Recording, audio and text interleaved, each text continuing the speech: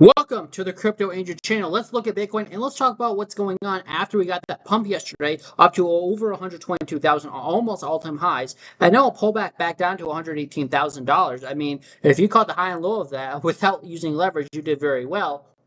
But let's see what's going on. If you guys are enjoying these videos, appreciate if you guys hit the like and subscribe. I'll be live tonight in about an hour from now, so I'm doing a pre-live stream update. But let's just do this, and my Monday night live stream will be at 6 p.m. Central Time. So daily time frame right now. Let's look at the daily. On the daily time frame, you can see that we're getting extended on the daily right now. So just be cognizant of that. On the 12-hour time frame right now, Bitcoin is starting to roll over. Actually, I could see a lot more downside based on the 12-hour time frame. I have not looked at this chart yet. It looks like this could be pretty awful. Actually, this could be a pretty bloodbath. Now, the 4-hour time frame is starting to look interesting to me for Bitcoin because you're getting oversold, but that doesn't mean you necessarily need to bounce just because you're getting oversold.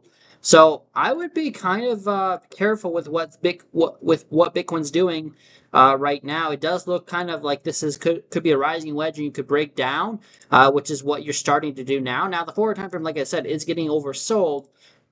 2 hours oversold, that's oversold. I see this as a falling wedge on the 1 hour. So I see the 12-hour time frame in a rising wedge, that's bearish. I see the 1 hour time frame in a falling wedge.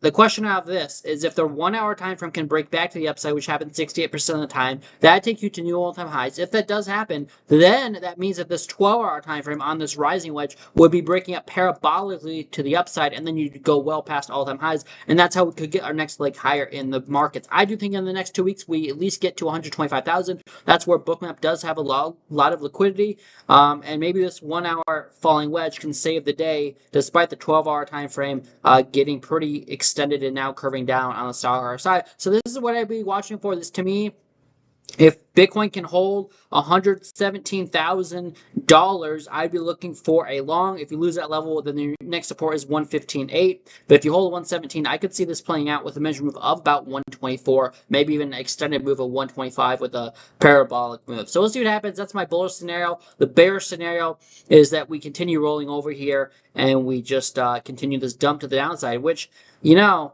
right now, honestly speaking, it doesn't look great even on the smaller time frames. So we'll see what happens. Something has to give on the smaller time frames. So far, you're still below the 1 minute 200. So at this point, I would not be longing you right now. I would be looking for the 1 minute to get back above the 200-day moving average. If that does happen, then that's when I would at least consider long with a stop below 117. Not financial advice. That's just my market update on today's live stream.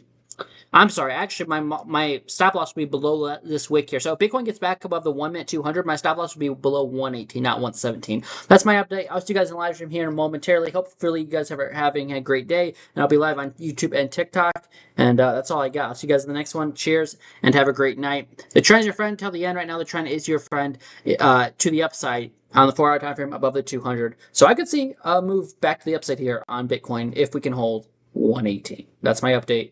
And if you did take a long, if we get back above the 1 minute 200 with a stop below 118, that's actually a pretty good risk to reward ratio.